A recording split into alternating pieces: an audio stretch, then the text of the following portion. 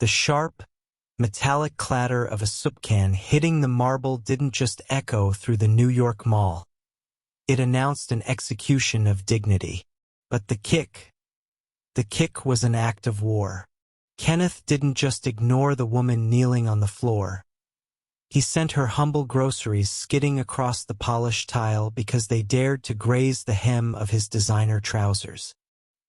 He didn't care that her fingers were trembling as she tried to gather her life from the floor, or that her wild red hair shielded eyes brimming with unshed tears. To him, she was just an obstacle in a world built for men like him. But then he looked closer. Melissa? His laugh was a jagged blade, loud enough to stop the surrounding shoppers in their tracks. He turned to the woman on his arm, his finger pointed like a weapon at the girl on the floor. "Babe, look, this is the dead weight I cut loose 5 years ago. Half a decade later. And you're still exactly what I left you as. Nothing." A security guard hovered nearby, witnessing the cruelty. He looked at Kenneth's arrogant smirk and sharp suit, then at Melissa's torn jeans and scattered produce, and he made the only choice a coward knows. "Ma'am," the guard snapped, "you're disturbing the peace. You need to leave now." Kenneth walked away with a victor's stride, convinced he was the untouchable sovereign of the city. He didn't see the fear in Melissa's eyes vanish, replaced by a cold, predatory focus. He didn't notice the silent, tattooed shadow in a black suit looming just 10 feet behind him, eyes fixed on the back of his neck. And he definitely didn't see Melissa pull out a matte black titanium phone, a device that didn't exist in any store, to whisper the 3 words that would turn his kingdom to ash. "Ryan, he's here. Subscribe and hit the bell, because this story is only getting started." Kenneth had rehearsed this kind of moment his whole life. Not consciously, he wasn't that self-aware, but in the way that small men rehearse, through years of choosing victims carefully and audiences strategically. He knew instinctively who was safe to humiliate. He knew which rooms would laugh with him and which would look away, and he had learned very early that looking away was close enough to laughing if you squinted right. He turned back to Melissa like she was the punchline he'd already delivered but wanted to hear one more time. 5 years, he said, shaking his head with the theatrical sadness of a man performing grief he didn't feel. "And you're still doing the discount grocery run." He glanced at the scattered cans on the floor, at the bruised apple that had rolled to a stop against a designer storefront. "I always said you had no ambition, Mel. Guess I was right." The woman on his arm, Vanessa, polished and perfumed and performing her own role in this, let out a soft, delighted laugh and pressed closer to him. She looked Melissa up and down the way you appraise something you've already decided to discard. "Baby, is that a flannel?" She said it quietly enough to be private and loudly enough to carry. The crowd shifted. Phones stayed up. No one intervened.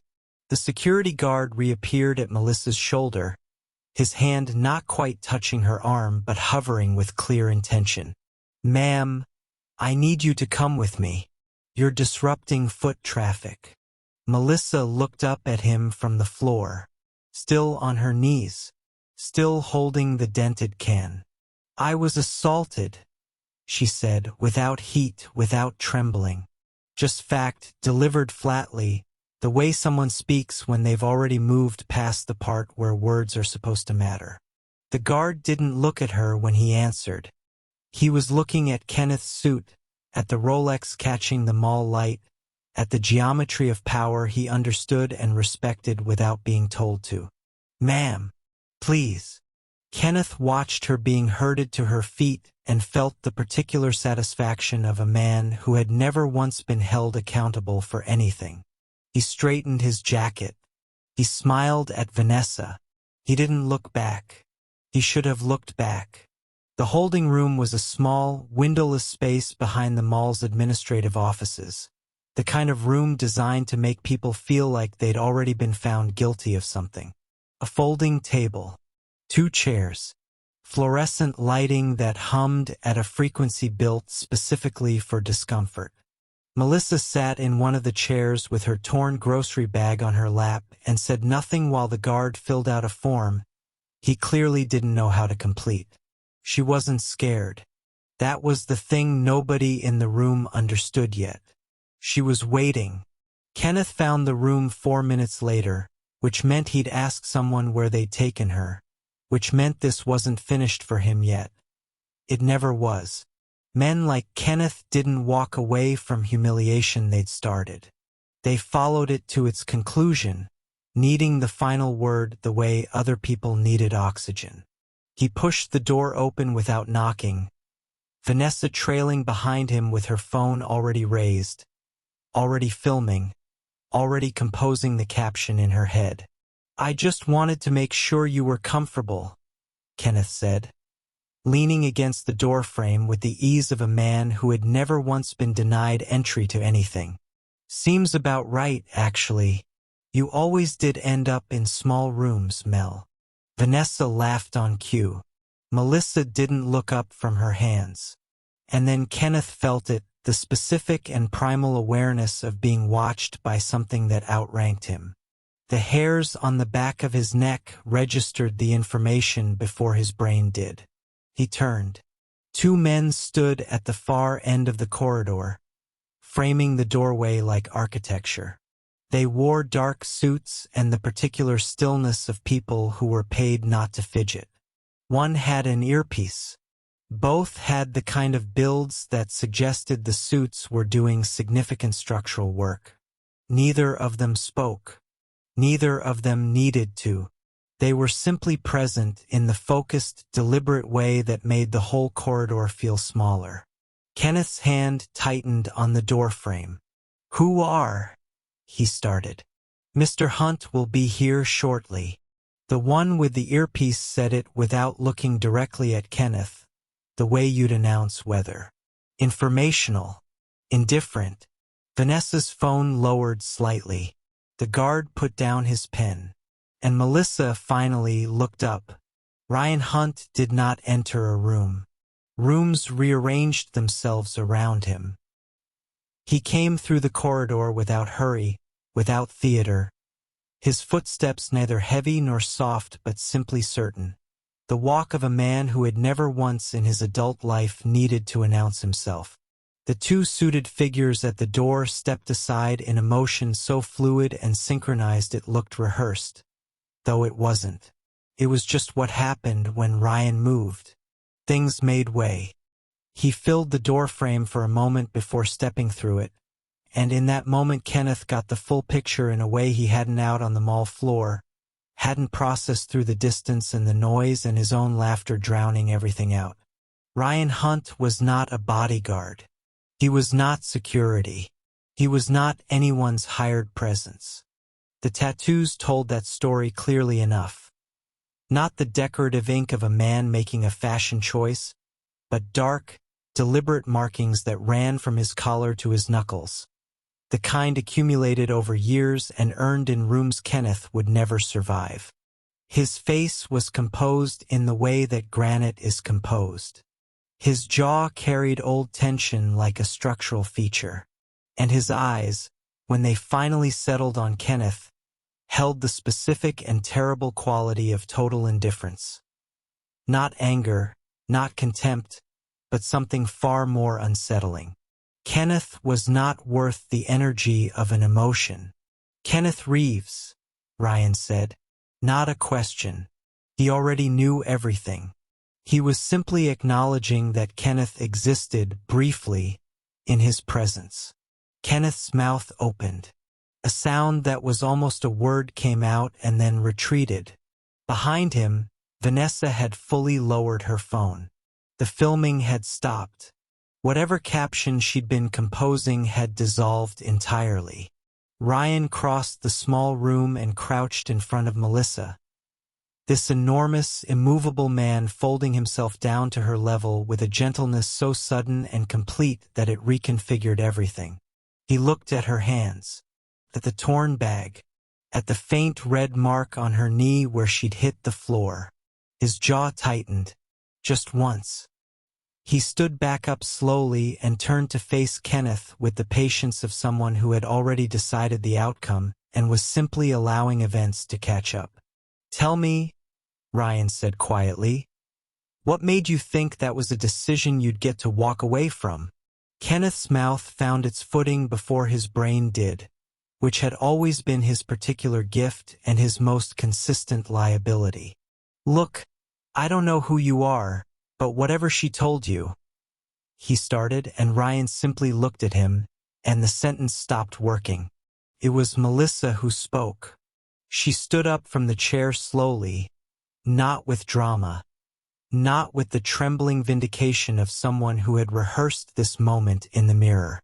She stood the way you stand when you've been carrying something heavy for a very long time and have finally decided to set it down in front of the person who handed it to you. "He reported my scholarship," she said. Not to Ryan, Ryan already knew. She said it to the room, to the fluorescent hum, to the space between herself and the man who had rewritten 5 years of her life without losing a single night of sleep over it. "We were together 2 years. I had a full ride to Columbia. When I told him I wanted to study abroad for a semester, he called the financial aid office and told them I was working undeclared income." She paused. "I wasn't. He knew I wasn't." Kenneth made a sound of protest. Ryan didn't look at him. "They froze my aid while they investigated. Took 4 months to clear. By then I'd lost my housing allocation, my course registration, everything." Her voice didn't shake. That was the most devastating thing about it. The absolute steadiness of a woman who had cried about this until there was nothing left and was now simply reporting facts. "He told me I was overreacting, that I needed to learn to handle setbacks." She looked at Kenneth directly for the first time. "I slept in my car for 11 weeks, Kenneth. In January." The room was very quiet. Vanessa had taken a small step away from Kenneth, instinctive, almost involuntary, the way you step back from something you've just realized is on fire. Kenneth's jaw worked. "That investigation had nothing to do with—" "I have the email," Melissa said simply. "I've always had the email." Ryan hadn't moved, hadn't shifted his weight or changed his expression. But something in the room's atmosphere had altered in the way pressure changes before a storm. Not visible yet, but felt in the chest, behind the teeth. 5 years, Ryan said, almost to himself. He reached into his jacket for his phone. Ryan's phone was the same matte black as Melissa's. No case, no brand visible. He held it the way he held everything, without flourish, without performance, and dialed a number from memory. It rang once. "Sir." The voice on the other end arrived immediately, with the specific tension of someone who had seen the caller ID and straightened in their chair before answering. "Marcus." Ryan's voice was the same temperature it had been since he'd walked into the room. "I'm at Grand Central Mall. I need 30 seconds of your time." "Of course. Anything." Kenneth watched this with the particular expression of a man whose internal narrative was being rewritten against his will. He knew that voice. The tinny, obedient compression of it through the phone speaker was unmistakable because Kenneth had spent 3 years trying to get 5 uninterrupted minutes with its owner. Marcus Webb, CEO of Hargrove Consulting. The man whose approval Kenneth had structured his entire personality around acquiring. "You have a senior analyst on your payroll," Ryan said. "Kenneth Reeves." A pause, short and damning. "I do, yes." "Had," Ryan said. The word landed in the room like something dropped from a significant height. "Consider this my formal introduction to that situation. Ryan continued, with the calm of a man dictating a grocery list. I'll have legal send the relevant documentation to your HR department within the hour. The incident will be on 3 news platforms by evening if you'd prefer to let it run. I'll leave the optics to your discretion. It's handled, Mr. Hunt. Marcus Webb, CEO, a man who owned 4 homes and was photographed at galas, said it with the speed and compliance of an intern on his first week. Completely. I apologize that someone from my organization. No need. Ryan ended the call. The silence in the room was total. Kenneth stood very still, the way people stand when the ground has moved and they haven't decided yet whether to acknowledge it. His phone buzzed in his pocket. Then again. Then a third time in rapid succession, the particular rhythm of institutional catastrophe arriving in real time. He didn't look at it. He already knew. Vanessa was looking at him differently now. Not with the fond, decorative attention of an hour ago, but with the cool, recalculating expression of someone revising an investment decision. Kenneth had walked into this mall as a senior analyst at Hargrove Consulting. He would walk out as something considerably harder to define. Kenneth's phone buzzed a 4th time, and something in his survival instinct finally forced his hand into his pocket. He told himself he was checking to confirm the calls were what he thought they were. Told himself there was still a version of this that could be managed, contained, explained away over drinks with the right people at the right time. Kenneth had always been good at reframing disasters into anecdotes. It was one of his more reliable skills. He looked at his screen. The first 3 notifications were from colleagues, the specific, brief messages people send when bad news travels faster than courtesy. Short sentences. No punctuation. The digital equivalent of a hand on the shoulder that doesn't know what to say. The 4th notification was from his building's management portal. He almost scrolled past it. He almost didn't open it because some part of him, the part that had been in this room long enough to absorb its new geometry, already understood what it contained. He opened it anyway. Meridian Residential Properties. Lease termination notice. Unit 14B, the Aldridge Tower. Effective immediately. Pursuant to Clause 11.3 of your tenancy agreement, this notice has been issued following a material breach of conduct terms. Your personal effects will be held in secure storage for 72 hours. Building access has been revoked. Please contact our office to arrange collection. Kenneth read it twice, then a 3rd time, as though the words might rearrange themselves into something navigable. They didn't. He looked up slowly. Ryan hadn't moved, hadn't made another call, hadn't spoken since ending the conversation with Marcus Webb.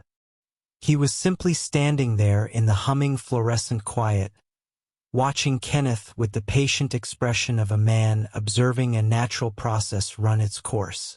The Aldridge, Ryan said, almost conversationally, has been a Hunt property for 6 years. Kenneth's jaw tightened. You can't just. Clause 11.3, Ryan said. Conduct unbecoming. It's in the document you signed. He paused.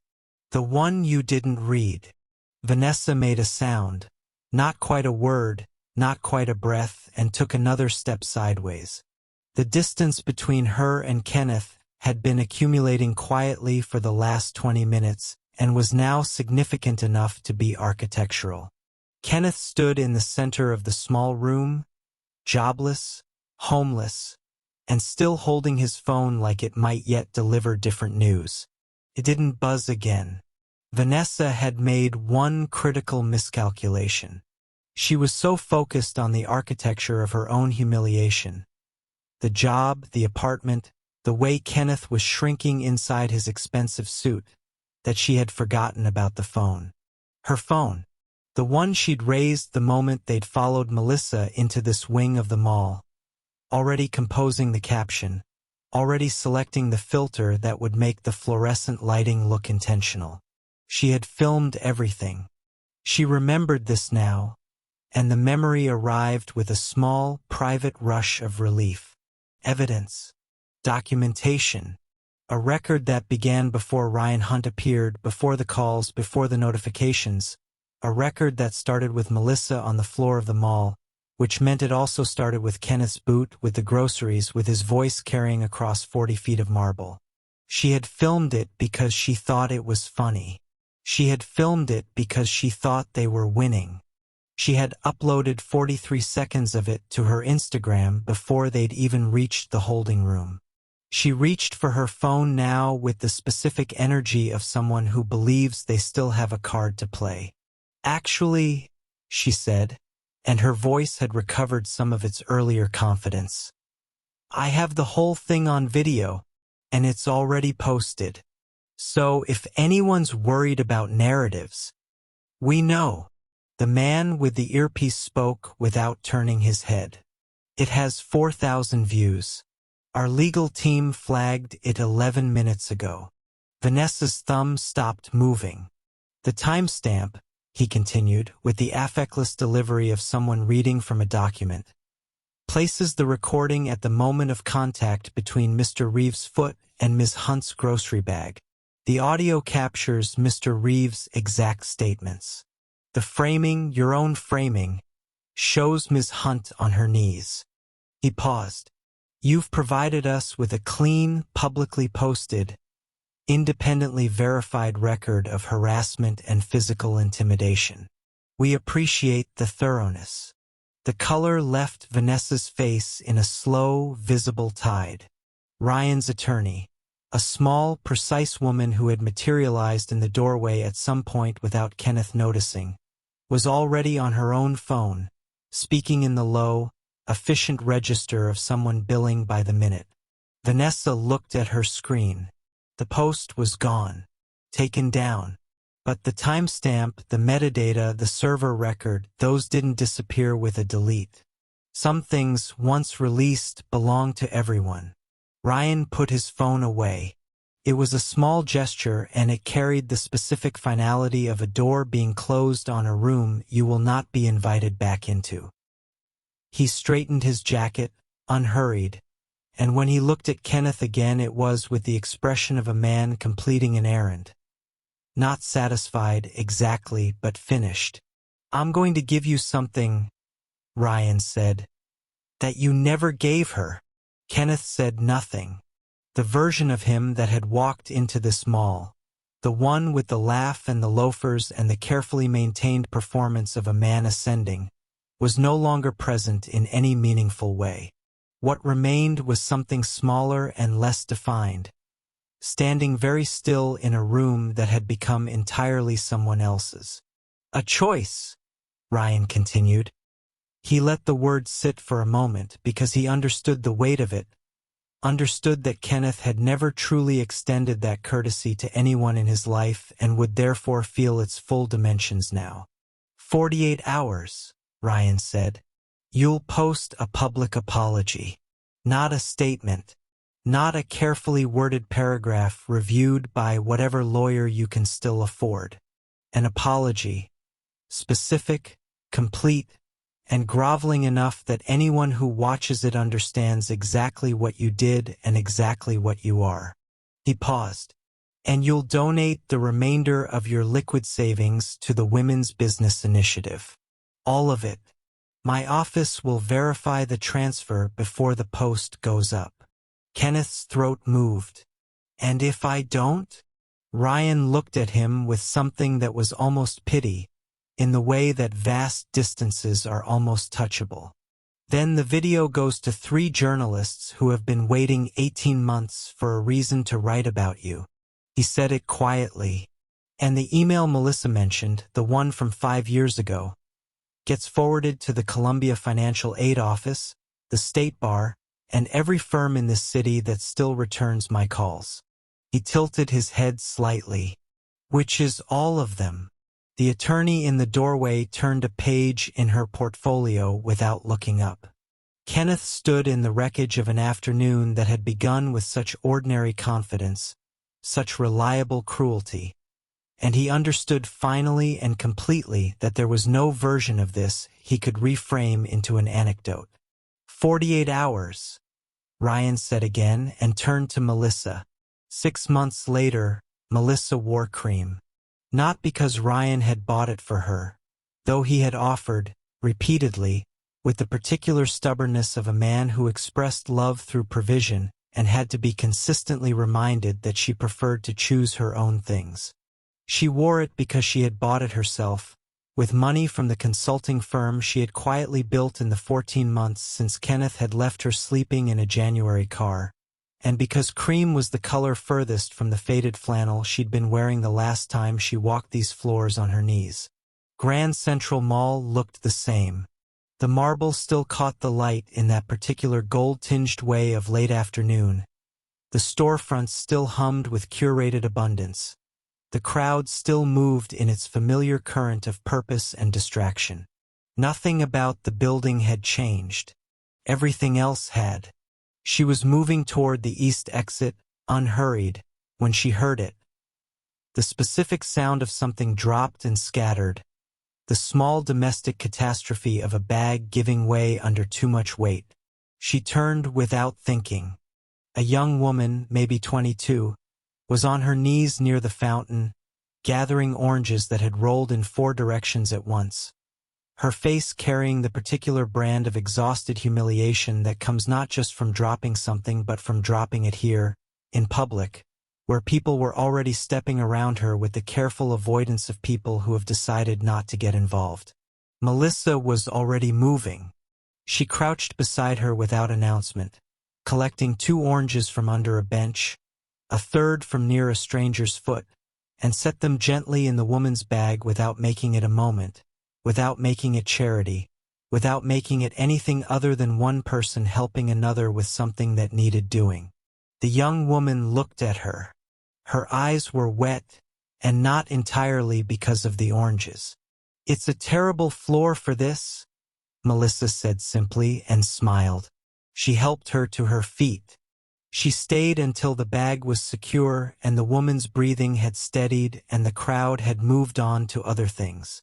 Then she pressed her business card into the woman's hand. Not with instruction, not with condition, just with the quiet offer of a door left open. She walked to the east exit and out into the afternoon light. She didn't look back at the floor where she'd once knelt. There was nothing there anymore. Kenneth had taken up residence in her chest for 5 years, a cold and squatting presence, and somewhere between the holding room and this moment he had simply vacated, not dramatically, not all at once, but in the gradual way that fear leaves when it finally understands it is no longer useful. Ryan was waiting by the car. He saw her face and didn't ask questions, just opened the door with the steady, unhurried certainty that had characterized everything he'd ever done for her. Not rescue. Exactly. More like recognition. The acknowledgement of someone who had seen her clearly from the beginning and simply waited for her to see herself the same way. She got in. The city moved past the window in its great indifferent rush. She thought about the young woman with the oranges. She thought about the business card. She thought about the 11 weeks in the January car and how that cold had lived in her bones long after the season changed, and how it didn't anymore. The Queen, someone had called her once. A headline, a whisper in certain circles that moved around Ryan's name with careful respect. She had laughed at it then. She didn't laugh at it now. Not because she had grown into vanity, but because she had grown into something quieter and more permanent. She knew who she was. She had always been this woman. She had simply needed Kenneth to leave, and the cold to come, and the car, and the floor of this mall, and Ryan Hunt's steady hands, and 6 months of mornings chosen freely. She had needed all of it, every sharp and terrible piece, to find her way back to herself. The mall disappeared behind them.